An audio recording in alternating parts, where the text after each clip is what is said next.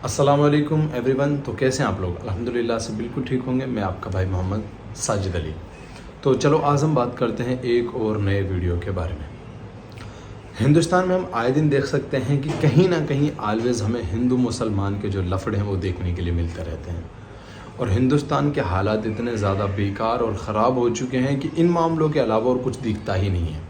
अगर हम social media पर जा कर के देखें तो वहाँ पर गोदी मीडिया ने इतनी ज़्यादा नफ़रत भर दी है कि वो एक छोटी सी भी बात को ऑलवेज़ हिंदू मुसलमान के एंगल से शो करती है। नॉर्मली अगर हम देखते हैं कहीं पर कोई रैली निकाली जाती है, कोई यात्रा जाती है, तो उसमें भी ऑलवेज़ दंगे देखने के लिए मिलते हैं। छोटी छोटी बातों पर हिंदू मुसलमान के मामले जो है पैदा हो जाते हैं। और इसी तरीके का एक मामला पेश आया बहरीच में। बहरीच में एक यात्रा निकाली जा रही थी दुर्गा जी की। तो उस यात्रा के दौरान वहाँ पर जो लोग थे हिंदू समाज के, तो यात्रा निकाली जा रही थी, तो नॉर्मली सभी लोग यात्रा में जा रहे थे। तो इसी बीच कुछ लोगों में पथराव होने लगे और वहाँ पर एक लड़का जिसका नाम है राम गोपाल जो एक मुस्लिम समुदाय यानी एक मुसलमान के घर पर चढ़ता है, छत के ऊपर जाता है।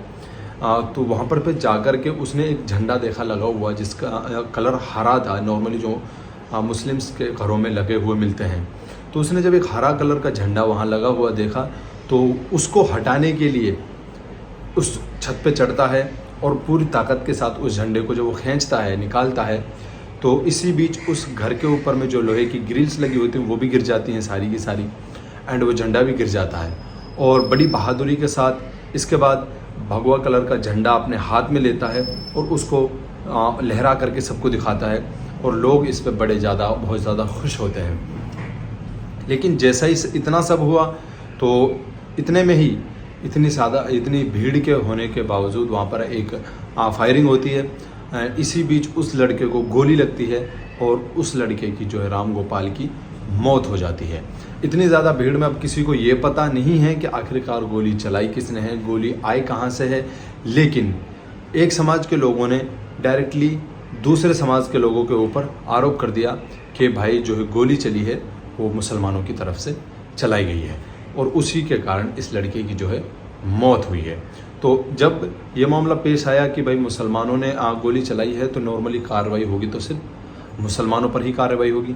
तो मुसलमानों पर कार्रवाई की जाती है और सरफराज और तालिब और इनके साथ इनके 3-4 साथियों और मतलब टोटली 5 या 6 लोगों को जो है अरेस्ट कर लिया जाता है।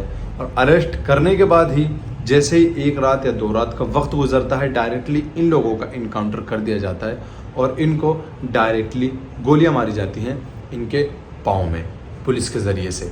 ठीक है, इसी के बीच में देखें, पहले आप ये वीडियो देखें इन बहन का जो इनके घर से ताल्लुक़ रखती हैं।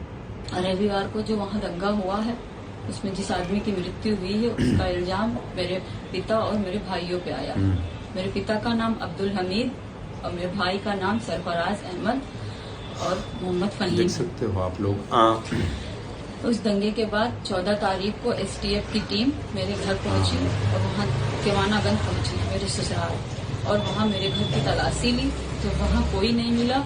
तो वो लोग मेरे पति ओसामा और मेरे देवर शाहिद को लेके चले गए।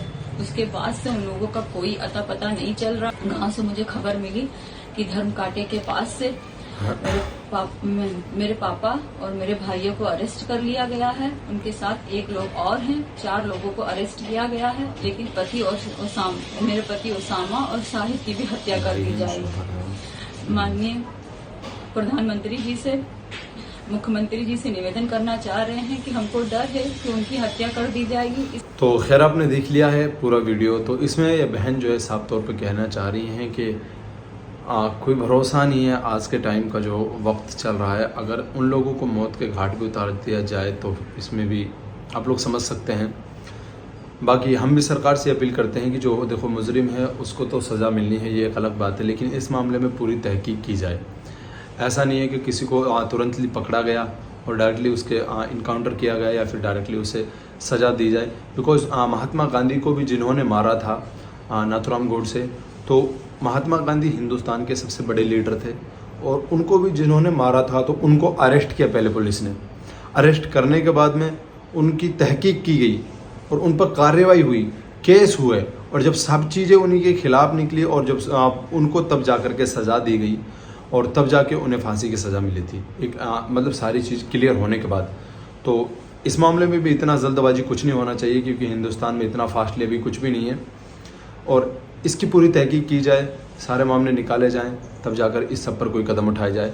लेकिन अभी जो यहाँ की पुलिस है उसने इन 2 लोगों के जो इनकाउंटर में पैरों में गोलियां मारी हैं, वो वीडियो भी आप देख सकते हो, साइड में प्ले है। तो ये सारे मामले बहरीच में चल रहे हैं और आज की डेट में वहाँ पर मामले इतने ज़्यादा ख़राब हो चुके हैं कि वहाँ पर रहने वाला हर शख्स बहुत ही ज़्यादा डरा हुआ है। और इसके बाद में जब अगला दिन हुआ 1-2 दिन बाद, तो फिर दंगों के माहौल जो और भी ज़्यादा बढ़ गया और एक दूसरे के लिए लोगों में नफ़रत जो है और भी ज़्यादा उरूज पर पहुँच गई। और अब इतने बुरे हालात हैं कि वहाँ पर लोगों के घर मकान जलाए जा रहे हैं, बाइक्स जलाई जा रही हैं और सड़कों पर दंगे हैं और बहुत ही ज़्यादा मतलब वहाँ पर नेट वगैरह भी बंद हो गया था। तो बाकी हिंदुस्तान में देखिए, ये मामले अगर ख़त्म करने हैं तो हिंदुस्तान के लोगों को अपनी सोच बदलनी होगी। इस सब में सिर्फ राजनेता जो हैं वो अपना फ़ायदा उठाते हैं। जिन लोगों को राजनीति में जाना ही नहीं है वो हमेशा लड़ते रहते हैं, और जिन लोगों को राजनीति करनी है वो इनको लड़ाते रहते हैं। बाकी अगर लोग अपनी सोच नहीं बदलेंगे, अपने आपों को नहीं बदलेंगे, तो ये सारी चीज़ें ऐसे ही चलती रहेंगी। बाकी आप इस रिपोर्टर की एक बार ये वीडियो और ज़रूर से देखें। ये जो लोग जिन्होंने हमला कर दिया, कह रहे हैं कि जो यात्रा निकल रही थी, कौन लोग हैं, कहाँ से इस तरह के सोच वाले लोग आते हैं? आप लोग भी ऐसा सोचते हैं कि अगर मान लीजिए यहाँ से कोई यात्रा निकलेगी तो हमको ऐसा करना चाहिए? नहीं, हम लोग कभी नहीं सोचते। अगर सोचते होते तो हमारे गांव में भी बवाल होता। फिर कौन लोग हैं आप? क्योंकि मैं ये आप देख सकते हो जिस तरीके से साफ साफ दिख रहा है, सामने वाला बोलने वाला भाई कितना वो डरा हुआ है। और ये जो भाई हैं साफ तरीके से ये कह रहे हैं कि इस तरीके की मानसिकता के लोग कहाँ से आते हैं। तो इनका कहने का मतलब एक दूसरे एंगल देखा जाए तो ये गोदी भगत हो सकते हैं। तो देखो मेरे भाई, किसी भी मानसिकता के लोग किसी भी समुदाय में पाए जा सकते हैं। और रही बात दंगे भड़काने की, तो कोई स्पेशली उनके लिए नहीं होता कि ये लोग दंगा भड़काते हैं ये या नहीं भड़काते हैं। कुछ ना कुछ गलतियां दोनों तरफ से ही होती हैं, तब जा कर के दंगे भड़कते हैं। और आप इसके लिए पूरी कम्युनिटी को और पूरे समाज के लोगों को जो है बदनाम बिल्कुल भी नहीं कर सकते, ठीक है। हालांकि मामला आपको भी पता है कि वहाँ पर हुआ क्या है सारी चीज़ें, और मामला हमें भी पता है कि हुआ क्या है।